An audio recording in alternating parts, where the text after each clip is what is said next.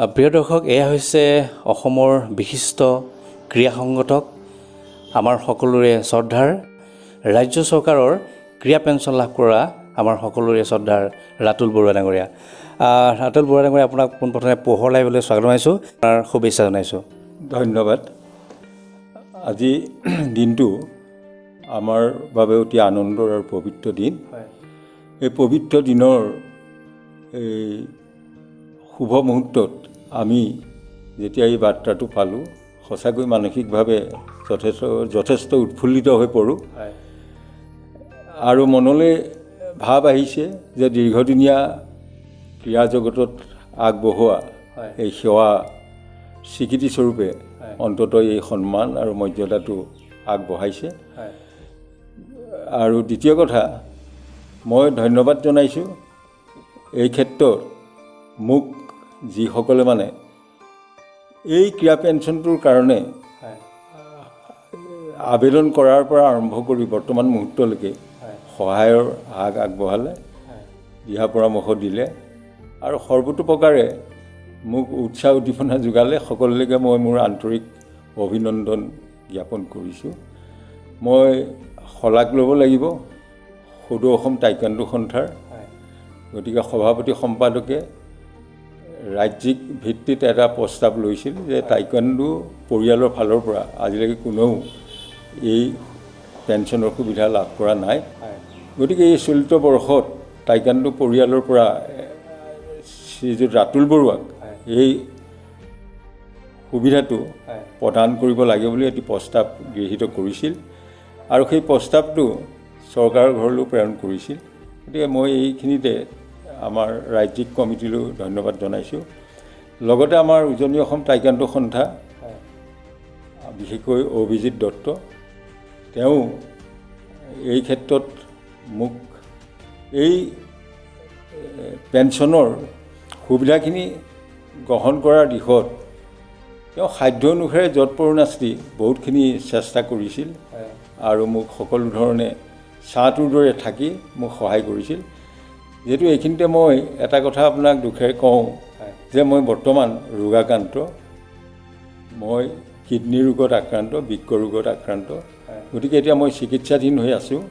কিছুমান কাম কাজ বা কিছুমান তথ্য পাতি যা যোগাৰ কৰা বা এই সংগ্ৰহ কৰা বা ছপা কৰা ইত্যাদিবোৰ কামত মোক অভিজিত দত্তই বহুতখিনি সহায় আগবঢ়াইছে। গতিকে মই আজি এই পবিত্ৰ ক্ষণত তেওঁলৈ মোৰ আন্তৰিক অভিনন্দন জ্ঞাপন কৰিছোঁ। লগতে মই আমাৰ যোৰহাট জিলা টাইকোৱাণ্ডো সন্থা তেখেতসকললৈ মোৰ আন্তৰিক অভিনন্দন জ্ঞাপন কৰিছোঁ। আৰু মোৰ যিসকল শুভাকাংক্ষী আৰু মোক অন্তৰৰ পৰা ভাল পোৱা ক্ৰীড়া অনুৰাগী সকলোৱে মোক কিন্তু আচলতে এই পেঞ্চনটো পোৱাৰ ক্ষেত্ৰত যথেষ্ট সহায়ৰ হাত আগবঢ়ালে। মই তেওঁলোকলৈও অভিনন্দন জ্ঞাপন কৰিছোঁ। আৰু বিশেষকৈ আজিৰ এই স্বীকৃতিটো প্ৰদান কৰাৰ কাৰণে অসম চৰকাৰলৈ মোৰ ধন্যবাদ আৰু কৃতজ্ঞতা জ্ঞাপন কৰিছোঁ। আপুনি এজন প্ৰাক্তন টাইকোৱাণ্ডোৰ খেলুৱৈ, ক্ৰীড়া সংগঠক। এই টাইকোৱাণ্ডোৰ খেলক আপুনি কেনেদৰে আগবঢ়াই নিছিল? টাইকোৱাণ্ডো বিষয়ে ক'বলৈ গ'লে মই অকণমান অতীতলৈ উভতি যাব লাগিব। 1983 চনত প্ৰথম যোৰহাটত টাইকোৱাণ্ডো বৃক্ষৰ বীজ আমি ৰোপণ কৰিছিলোঁ আৰু সেইটো সময়ত টাইকোৱাণ্ডো শব্দটোৰ বিষয়ে আমাৰ সকলো অপৰিচিত আছিল, কোনো জনা নাছিল টাইকোৱাণ্ডোনো কি, এইটো খেলেই নে খোৱা বস্তুৱেই নে কি। গতিকে আমি বহুত কষ্ট কৰি ৰাইজৰ মাজত সোমাই এই বিষয়টো ভালকৈ বুজাব লগা হৈছিল। টাইকোৱাণ্ডো প্ৰকৃততে এটা কোৰিয়ান নেশ্যনেল স্পৰ্টছ আছিল। গতিকে টাইকোৱাণ্ডো শব্দটোৱে হ'ল কোৰিয়ান শব্দ। টেই মানে হ'ল লেগ, কৌন মানে হ'ল হেণ্ড আৰু ডু মানে হ'ল আৰ্ট, অৰ্থাৎ হাত আৰু ভৰিৰ কলা বা কৌশল। গতিকে এই টাইকোৱাণ্ডোটো যোৰহাটত যেতিয়া আমি আৰম্ভ কৰিছিলোঁ, সেইটো সময়ত অসমৰ যি পৰিৱেশ, সেই পৰিৱেশ অতি বেয়া আছিল। বেয়া বুলি মই এইটো অৰ্থতে কৈছোঁ যে সেইটো সময়ত ছবছৰীয়া বিদেশী বিতাৰণ আন্দোলন চলি আছিল। গতিকে সেই সময়ত চৰকাৰে খেলা ধূলাৰ পৰা আৰম্ভ কৰি boxing, taekwondo, karate, kung fu, body building, wrestling আৰু অন্যান্য মানে কিছুমান ক্ৰীড়া বন্ধ কৰি দিছিল। গতিকে আমিও মানে সেইটো সময়ত এই খেলবিধ লুকাই চুৰ কৰিহে মানে প্ৰশিক্ষণ দিব লগা হৈছিল ল'ৰাবোৰক। আৰু সেইটো সময়ত এনেকুৱা হৈছিল, আমি মানে কোনো মানুহে ঢুকি নোপোৱা কিছুমান অঞ্চলত, হাবিতলীয়া ঠাইত আমি তেনেকৈ যুৱকসকলক নি তাত প্ৰশিক্ষণ দিছিলোঁ আৰু অতি কষ্টৰে সৈতে। আৰু তাতো গৈ মানে কেতিয়াবা এনেকুৱা হৈছিল, চৰকাৰৰ চকু পৰিছিল, তাতো গৈ পুলিচে খেদে। এনেকুৱা এটা পৰিস্থিতি, মই সেই তেতিয়াৰ দিনৰ কথা কৈছোঁ। আৰু আটাইতকৈ ডাঙৰ কথা মানে কি, সেইটো সময়ত টাইকোৱাণ্ডো আচলতে গেম হিচাপেও স্বীকৃত হোৱা নাছিল। ই সম্পূৰ্ণ আত্মৰক্ষাৰ কৌশল হিচাপে আছিল। গতিকে গেম হিচাপে স্বীকৃত হৈছে 1982 চনত। 1982 চনত স্পেইনত বাৰ্চিলোনাত যি অলিম্পিক হৈছিল, সেই অলিম্পিকতে ইয়াক গেম হিচাপে অন্তৰ্ভুক্ত কৰিছে। তাৰ আগত আপোনাৰ 1988 চনত ইয়াক ডেমনষ্ট্ৰেশ্যন কৰিছিল কোৰিয়াত হোৱা অলিম্পিক গেমত। আৰু তাৰ আগত 1985 চনত আপোনাৰ 90 সংখ্যক যি ইণ্টাৰনেশ্যনেল অলিম্পিক কমিটিৰ মানে অভিৱৰ্তন হৈছিল, সেই অভিৱৰ্তনতে টাইকোৱাণ্ডোক স্পৰ্টছ হিচাপে অন্তৰ্ভুক্ত কৰিব লাগে এই বিষয়টো তাতে উপস্থাপন কৰিছিল। আৰু বিশদভাৱে ইয়াৰ ওপৰত আলোচনা হৈছিল। আৰু আলোচনা কালত এটা পৰামৰ্শ আহিল যে টাইকোৱাণ্ডো এটা মাৰাত্মক মানে ক্ৰীড়া। গতিকে এটা কিক বা এটা পাঞ্চত এজন মানুহ মৃত্যু পৰ্যন্ত হ'ব পাৰে। গতিকে ইয়াক মডিফিকেশ্যন কৰিব লাগিব। গতিকে মডিফিকেশ্যন কৰাৰ পিছত 88 চনৰ ছিউলত হোৱা অলিম্পিকত ইয়াক ডেম' কৰিব লাগিব। ডেম' কৰিলে তাৰ পিছতহে ইয়াক আমি চিন্তা কৰিম স্পৰ্টছ কৰিব পৰা যাব নে নাযাব। শেষত গৈ ইয়াৰ ওপৰত আমাৰ বিশেষজ্ঞসকলে চিন্তা চৰ্চা কৰি ৰিচাৰ্চ কৰি ইয়াক বহুত মডিফাইড কৰিলে। কৰাৰ পিছত আপোনাৰ এই 88 চনৰ অলিম্পিকত, ছিউল অলিম্পিকত ইয়াক ডেম' কৰিলে। ডেম' কৰি সকলোৱে মানে সন্তুষ্ট হ'ল, ভাল পালে আৰু ইয়াক ক্ৰীড়া হিচাপে অন্তৰ্ভুক্ত কৰিব লাগে তাৰ সপক্ষে সমৰ্থন কৰিলে। সেইকাৰণে 1992 চনৰ আপোনাৰ অলিম্পিকত ইয়াক গেম হিচাপে অন্তৰ্ভুক্ত কৰিছে। আৰু তাৰপিছতে টাইকোৱাণ্ডোলৈ এটা ভাল দিন আৰম্ভ হ'ল আহিবলৈ। আৰু লগে লগে টাইকোৱাণ্ডোৰ জনপ্ৰিয়তা আৰু প্ৰসাৰতা বৃদ্ধি পালে। আমাৰ অসমত 1982 চনত প্ৰথম ৱাই খেমচান্দৰ নেতৃত্বত taekwondo association, all Assam taekwondo association গঠন হৈছিল। আমি যোৰহাটত 1983 কৰিছিলোঁ, কিন্তু তেতিয়ালৈকে সি আনুষ্ঠানিকতাৰ ৰূপ পোৱা নাছিল, কাৰণ তেতিয়ালৈকে এছ'চিয়েশ্যন হোৱা নাছিল। যেতিয়া গম পালোঁ যে গুৱাহাটীত এছ'চিয়েশ্যন এটা হৈছে, গতিকে সেই এছ'চিয়েশ্যনটো TFI মানে টাইকোৱাণ্ডো ফেডাৰেশ্যন অফ ইণ্ডিয়াই এফিলিয়েশ্যন দিছে। তাৰপিছত আমি 1986 চনত ৱাই খেমচান্দক লগ কৰিছোঁ গুৱাহাটীত গৈ। আমি ব্যক্তিগতভাৱে গৈছিলোঁ, গৈ লগ কৰি তেখেতক আমাৰ মনৰ কথাখিনি জনালোঁ, আমাৰ প্ৰস্তাৱটো আগবঢ়ালোঁ। আৰু তেখেতে তেতিয়া পূৰ্ণ সমৰ্থন জনালে, বৰ ভাল পালে আৰু ক'লে যে নিশ্চয় মই যাম, যোৰহাটত আপোনালোকে এখন অভিৱৰ্তন দিয়ক আৰু তাতে মানে এটা এছ'চিয়েশ্যন গঠন কৰিব। আৰু তাতে আমি এটা চূড়ান্ত সিদ্ধান্ত গ্ৰহণ কৰি টাইকোৱাণ্ডোৰ আৰম্ভ কৰিম। সেইমতে আমি আহি ইয়াতে আমাৰ শুভাকাংক্ষী কিছু টাইকোৱাণ্ডো প্ৰিয় লোকক লৈ আমি আলোচনা কৰি এটা তাৰিখ নিৰ্ধাৰণ কৰি তেখেতক নিমন্ত্ৰণ কৰিলোঁ। গতিকে ৱাই খেমচান্দে লগত সেই সময়ৰ ৰাষ্ট্ৰীয় খ্যাতিসম্পন্ন খেলুৱৈ নিতু বৰুৱাকো লৈ যোৰহাটলৈ আহিছে। তাতে আমাৰ এইখিনিতে মই নাম ল'ব লাগিব, আমাৰ সেই সময়ত অসম যুৱ ছাত্ৰ পৰিষদৰ উপসভাপতি আছিল সত্যেন কটকী।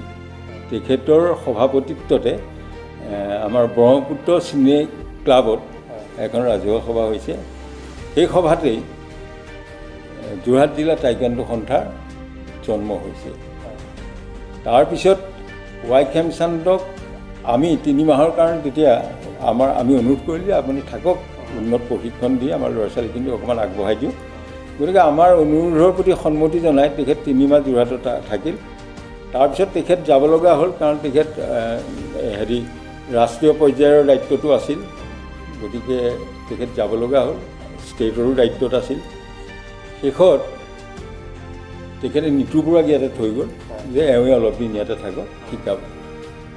এইধৰণে মানে তেখেতসকলে প্ৰথম আমাৰ ল'ৰা ছোৱালীখিনিৰ টাইকোৱাণ্ডোৰ কলা কৌশলখিনি উন্নত হ'বৰ কাৰণে উন্নত প্ৰশিক্ষণ দিয়াৰ কাৰণে থাকি গ'ল আৰু দিলে সেইখিনি। তাৰপিছতে আমি ৱাই খেমচান্দ যোৱাৰ পিছত, নিতু বৰুৱাও যোৱাৰ পিছত আমি বাৰুণী সিঙক আনিলোঁ। 4th ডান ব্লেক বেল্ট আছিল, তেখেতো এজন ৰাষ্ট্ৰীয় খ্যাতিসম্পন্ন খেলুৱৈ, ৰাষ্ট্ৰীয় নহয় আন্তঃৰাষ্ট্ৰীয় বুলিয়ে ক'ব লাগিব। গতিকে তেখেত প্ৰায় 4 বছৰ থাকিল যোৰহাটত আমাৰ অনুৰোধ ক্ৰমে। আৰু সেই দিনখিনি কিন্তু যোৰহাট জিলা টাইকোৱাণ্ডোৰ কাৰণে বৰ সোণালী দিন আছিল। আৰু সেইটো সময়ত অসমত যোৰহাটে এটা বিশিষ্ট স্থান অধিকাৰ কৰিছিল, মৰ্যাদা অধিকাৰ কৰিছিল। আৰু আপোনাক আজি মই গৌৰৱেৰে ক'ব খুজিছোঁ যে সেইটো সময়ত যোৰহাট ষ্টেট কম্পিটিশ্যনবিলাকত গ'লেই সদায় শ্ৰেষ্ঠ দলৰ সন্মান আহৰণ কৰিবলৈ সক্ষম হৈছিল, শ্ৰেষ্ঠ যুঁজাৰুৰ সন্মান, শ্ৰেষ্ঠ পদকৰ সন্মান। গতিকে তেনেধৰণে আমি হেৰি কৰিছিলোঁ। আৰু এইখিনিতে মই আৰু এটা কথা আপোনাক জনাবলৈ পাই সুখী হ'ম যে যি ৱাই খেমচান্দৰ নেতৃত্বত যোৰহাটত আমি শুভাৰম্ভ কৰিছিলোঁ টাইকোৱাণ্ডো আনুষ্ঠানিকভাৱে, সেই ৱাই খেমচান্দ বৰ্তমান মণিপুৰ বিধানসভাৰ সন্মানীয় অধ্যক্ষ পদত আছে। গতিকে সেইটো আমাৰ কাৰণে সৌভাগ্য নিশ্চয়। গতিকে তেখেতৰ দৰে এজন ভাল মানে আন্তঃৰাষ্ট্ৰীয় খেলুৱৈক আমি কোচ হিচাপে পাইছিলোঁ, বাৰুণী সিঙক কোচ হিচাপে পাইছিলোঁ। আৰু সেইটো কাৰণে বোধ কৰোঁ যোৰহাটে এটা বিশিষ্ট স্থান অধিকাৰ কৰিবলৈ সক্ষম হৈছিল। কিন্তু মাজতে মানে কিছু স্থবিৰতাও আহিছিল, সেইটো অস্বীকাৰ কৰিলে নহ'ব। স্থবিৰতা আহিছিল কিছুমান কাৰণত, যেনেকৈ ইয়াতে উগ্ৰপন্থীৰ কথা কিছুমান আহি গ'ল। সেইটো সময়ত অকণমান টাইকোৱাণ্ডোক মানে অকণমান বেলেগ দৃষ্টিও চাবলৈ লৈছিল যে টাইকোৱাণ্ডো খেলা ল'ৰাবিলাক উগ্ৰপন্থীৰ লগত জড়িত নেকি, তেনেকুৱা ভাৱ কিছুমান আহিছিল। গতিকে আৰ্মিও অকণমান অসুবিধা পেলাইছিল, মানে আমাৰ অনুশীলন হৈ থকা জেগাত আৰ্মি গৈ থিয় হৈ অকণমান দিগদাৰী কৰে মানে। সেইকাৰণে আমাৰ অকণমান স্থবিৰ হৈ গৈছিল এইবিলাক। পিছত অৱশ্যে ভাল দিন আহিল আকৌ। আপোনাৰ পৰা আমি জানিব পাৰিছোঁ যে আপুনি এগৰাকী জ্যেষ্ঠ ক্ৰীড়া সংগঠক হিচাপে এই অসমৰ ক্ৰীড়া জগতত আমি ভৱিষ্যতে কি দেখিব? আচলতে অসমত গাঁৱে ভূঞে চুকে কোণে নগৰে চহৰে বহুত সম্ভাৱনাপূৰ্ণ ভাল খেলুৱৈ আছে। কিন্তু তেওঁলোকক সুসংগঠিত কৰি তেওঁলোকক উন্নত প্ৰশিক্ষণ দি আগুৱাই নিয়াৰ কাৰণে সংগঠক, প্ৰশিক্ষক আৰু জনসাধাৰণ, চৰকাৰ সকলোৰে সদিচ্ছা প্ৰয়োজন হ'ব। এতিয়া আমি দেখা গৈছে যে আমাৰ টাইকোৱাণ্ডো এটা ইনডোৰ গেম। কিন্তু আজি মই দুখেৰে ক'ব লগা হৈছে যে অসমত এই মাৰ্চেল আৰ্ট টাইকোৱাণ্ডোৰ আজিলৈকে এটা ইনডোৰ হল নাই। আৰু চৰকাৰেও এই ক্ষেত্ৰত যিখিনি সা সুবিধা টাইকোৱাণ্ডোৰ খেলুৱৈসকলৰ কাৰণে দিব লাগে সেইখিনি কিন্তু বাস্তৱত সঁচা অৰ্থত দিয়া নাই। গতিকে মই অনুৰোধ জনাম আজি এই পবিত্ৰ দিনত, এই পবিত্ৰ ক্ষণত চৰকাৰলৈ, যাতে তেখেতসকলে এই ইনডোৰ গেমটোক ইনডোৰ গেম কৰি ৰাখে।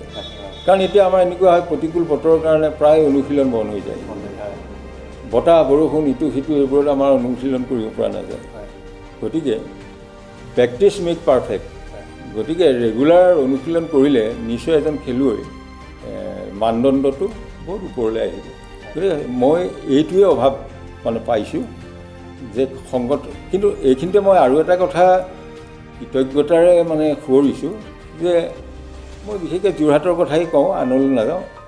কিন্তু টাইকোৱাণ্ডোক ভাল পোৱা বা ক্ৰীড়াক ভাল পোৱা বহু লোক আছে। কিন্তু আমি চৰকাৰৰ অনুদান অবিহনেও কিন্তু ৰাজ্যিক, ৰাষ্ট্ৰীয় এনেকুৱা বহুত প্ৰতিযোগিতা অনুষ্ঠিত কৰিছোঁ ৰাইজৰ দান বৰঙণিৰ পৰা। গতিকে ৰাইজৰ এই সদিচ্ছা বা তেনেকুৱা শুভকামনা আছে কাৰণে আমাক সেইধৰণে সহায়ৰ হাত আগবঢ়াইছে। সেইটো কাৰণে মই সেই শুভাকাংক্ষী ৰাইজসকললৈ বা আমাৰ টাইকোৱাণ্ডোক ভাল পোৱা টাইকোৱাণ্ডো প্ৰেমী ৰাইজলৈও মই আন্তৰিক ধন্যবাদ আৰু কৃতজ্ঞতা জ্ঞাপন কৰিছোঁ এই সুযোগতে।